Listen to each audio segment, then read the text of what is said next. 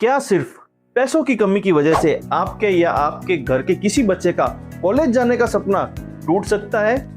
सोचिए, आईआईटी में एडमिशन हो गया या मेडिकल कॉलेज में सिलेक्शन हो गया, लेकिन आपके पास फीस के लिए पैसे नहीं है। अब सवाल ये है कि क्या बिना आपका घर गिरवी रखे या बिना किसी सरकारी व्यक्ति के गारंटी के आपको 10 लाख रुपए तक का एजुकेशन लोन मिल सकता है? तो इसका जवाब है हाँ। भारत सरकार की प्रधानमंत्री विद्या लक्ष्मी योजना में बिना गारंटी के, बिना कोलेट्रल के आपको 10 लाख रुपए तक का एजुकेशन लोन आसानी से मिल सकता है। सबसे अच्छी बात कि अगर आपकी फैमिली इनकम कम है तो सरकार इस लोन पे लगने वाले ब्याज पर सब्सिडी भी देती है।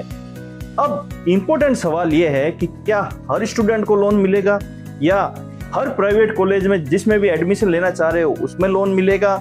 क्या टर्म्स एंड कंडीशंस है? तो हेलो दोस्तों, मैं हूं अमर और आप देख रहे हैं पैसे की बात अमर के साथ। आज के इस वीडियो में हम बात करेंगे पीएम विद्या लक्ष्मी योजना की, जो एजुकेशन लोन से संबंधित है। ये योजना क्या है, क्या एलिजिबिलिटी है, डॉक्यूमेंट्स क्या क्या चाहिए, किन किन को लोन मिलेगा, सब्सिडी कितनी मिलेगी और ऑनलाइन अप्लाई करने का प्रोसेस क्या है। तो वीडियो को एंड तक जरूर देखना, क्योंकि एक भी अगर स्टेप आपने मिस कर दिया तो आपका लोन रिजेक्ट हो सकता है। प्रधानमंत्री विद्या लक्ष्मी योजना, इस योजना का जो मेन मोटिव है वो है कि पैसे की कमी की वजह से कोई भी स्टूडेंट शिक्षा से वंचित ना रहे। इसकी मेन जो विशेषता है उसके बारे में बात कर लेते हैं। तो सबसे पहला है कि 100% डिजिटल प्रोसेस है। आप विद्या लक्ष्मी पोर्टल के माध्यम से ऑनलाइन अप्लाई कर सकते हैं। आपको बार बार अलग अलग बैंकों में जाने की जरूरत नहीं है। इसी पोर्टल में आप 3 अलग अलग बैंक सेलेक्ट कर सकते हैं अपने चॉइस के अकॉर्डिंग। उनके जो लोन्स के स्कीम्स है उन जो आपको पसंद आए उसके हिसाब से 3 बैंक सेलेक्ट कर सकते हैं। दूसरा जो मेन विशेषता है वो है जीरो कोलेट्रल। इस योजना में आपको 7.5 लाख तक का लोन बिना किसी गारंटी के मिलेगा। अब इसमें एक थोड़ा सा ये है कि हालांकि बिना कोलेट्रल आपको 7.5 लाख से ज्यादा भी मिल सकता है, ठीक है, 10 लाख भी मिल सकता है, 20 लाख भी मिल सकता है, कोई लिमिट नहीं है। बट वो डिपेंड करता है आपकी प्रोफाइल पर, आपके पेरेंट्स की प्रोफाइल पर, ठीक है। 7.5 लाख का लोन इजीली मिल जाता है क्योंकि सरकार इस पर आपको 75% तक क्रेडिट गारंटी देती है बैंक को कि अगर स्टूडेंट पैसा नहीं भरेगा तो सरकार भरेगी। इसलिए बैंक बिना किसी झिझक के आराम से 7.5 लाख का लोन इजीली प्रोसेस कर देता है। तीसरा है, ये टोटल एक्सपेंसेस कवर करता है, आपकी ट्यूशन फीस, हॉस्टल, बुक्स। अगर आपको लैपटॉप की जरूरत है तो लैपटॉप भी मिलते हैं। अगर आपको एजुकेशन के लिए कहीं ट्रेवल करना है वो भी इसमें इंक्लूड है। तो ये सारा है वो कंप्लीट जो भी एक्सपेंसेस है वो कवर कर देता है। उसके अलावा जो इसकी मेन विशेषता है वो है सब्सिडी। अगर आपकी फैमिली इनकम कम है तो इसमें जो आपको लोन के साथ ब्याज भरना पड़ता है पहले 4 या 5 साल, मतलब कोर्स अवधि प्लस 1 ईयर मोरेटोरियम पीरियड में जो भी ब्याज भरना पड़ता है उस पे 3% की सब्सिडी है और 100% तक की भी सब्सिडी है, डिपेंड्स ऑन आपके अलग अलग फैमिली इनकम क्राइटेरिया पर। अब बात करते हैं कि इस योजना में एलिजिबल कौन है, किस किस को आप योग्य मानते हैं, कौन इसमें कर सकता है। तो सबसे पहला है मेरिट आधारित एडमिशन, यानी आपका जो एडमिशन होगा वो कोई एग्जाम होगा, एंट्रेंस एग्जाम या कॉलेज के मेरिट के आधार पर निकलेगा, ना कि किसी मैनेजमेंट कोटा के अंतर्गत आपको एडमिशन मिला हो। तो मेरिट आधारित प्रवेश होना बहुत आवश्यक है। दूसरा है जो क्वालिटी हायर एजुकेशन इंस्टीट्यूट है, जो देश में तकरीबन इस योजना के साथ 860 टॉप क्वालिटी इंस्टीट्यूट जुड़े हुए हैं, उनमें आपको एडमिशन लेना पड़ेगा, तभी इस योजना के लिए आप एलिजिबल हो।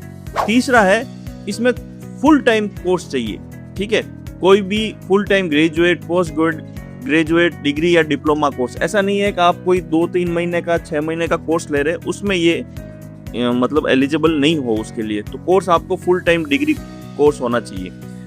अब इसमें इस योजना में क्वालिटी हायर एजुकेशन स्टूडेंट लगभग 860 इंस्टीट्यूट इसके साथ जुड़े हुए हैं और धीरे धीरे बढ़ भी रहे हैं, ठीक है। इसमें कौन कौन से इंस्टीट्यूट है? सभी IIT, IIMs, NIT, AIIMS, IIT और सेंट्रल यूनिवर्सिटी है। स्टेट लेवल पर एनआईआरएफ में जो भी टॉप 200 स्टेट की इंस्टीट्यूट है वो सारे इसमें है, और भी जो टॉप 100 इंस्टीट्यूट है एनआईआरएफ रैंकिंग में वो भी इसमें सम्मिलित है। बट ध्यान दे, विदेशी कैंपस है, जैसे आप देश के बाहर जाके कोई पढ़ाई करना चाहते हैं या बाहर की कोई यूनिवर्सिटी है वो उसका कैंपस इंडिया में है तो वो इस योजना में सम्मिलित नहीं है, उसमें अगर एडमिशन मिलेगा तो आपको ये एजुकेशन लोन नहीं मिलेगा। या ऐसा कोई प्राइवेट कॉलेज जो इस स्कीम में रजिस्टर्ड नहीं है तो उसमें भी आपको एजुकेशन लोन नहीं मिलेगा। बात करते हैं इसमें कहाँ तक आपको लोन मिल सकता है, लोन की सीमाएं क्या है, फाइनेंशियल टर्म्स क्या है। तो 10 लाख से अधिक अगर कोई भी लोन है, ठीक है, तो उसके ऊपर आपको जो नॉर्मल बैंक के नियम है वो लागू होंगे। 10 लाख से नीचे की कोई भी राशि है तो इस सरकार ने जो नियम तय कर रखे हैं उसके हिसाब से होगा। इसमें सब्सिडी मिलती है, परिवार जो फैमिली इनकम है उसके आधार पर 7.5 लाख से 10 लाख तक के लोन पर आपको सब्सिडी भी, ब्याज पे सब्सिडी मिलती है। 4 लाख से लेकर 7.5 लाख का अगर कोई लोन है तो इसमें 75% सरकारी क्रेडिट गारंटी है। मतलब अगर एजुकेशन स्टूडेंट का फैमिली अगर वो लोन नहीं भर पाती है तो 75% तक गवर्नमेंट उसकी गारंटी लेती है कि ये लोन हम भरेंगे, ताकि बैंक लोन देने में झिझके नहीं और आराम से लोन दे दे। 5% का मार्जिन लागू होता है इसमें। जैसे मान लो आपने 10 लाख का लोन लिया तो 5% 50,000 रुपए होता है, वो 50,000 रुपए आपको बैंक को जमा कराने होंगे। 4 लाख तक है, ये 4 लाख से 7.5 लाख तक का था। 4 लाख का अगर कोई भी आपका लोन है तो उसमें एक भी पैसा मार्जिन नहीं लगता, कोई भी डाउन पेमेंट नहीं है और पूरा टोटल एक्सपेंसेस वो सारे कवर है। अब बात करते हैं आपको सब्सिडी किस आधार पर मिलेगी। तो अगर आपकी income yearly 4.5 lakh per year है फैमिली इनकम, तो आपको 100% ब्याज पे माफी मिलेगी। 100% ब्याज कब मिलेगा? जैसे आप पढ़ाई कर रहे हो, मान लो आपका 4 साल का बीटेक का कोर्स है, तो 4 साल के बीटेक के कोर्स में आपको 4 साल में जितनी भी उस पर ब्याज बनेगा वो सारा सब्सिडी मिल जाएगी। उस पर आपको 1 रुपया भी भरने का काम नहीं। उसके बाद आपका 1 साल का मोरेटोरियम पीरियड और उसके बाद आपकी ईएमआई स्टार्ट हो जाएगी। 7.5 अगर 4.5 लाख तक की आपकी फैमिली इनकम है तो आपको 7.5 लाख तक की बिना गारंटी लोन आराम से मिल जाएगा।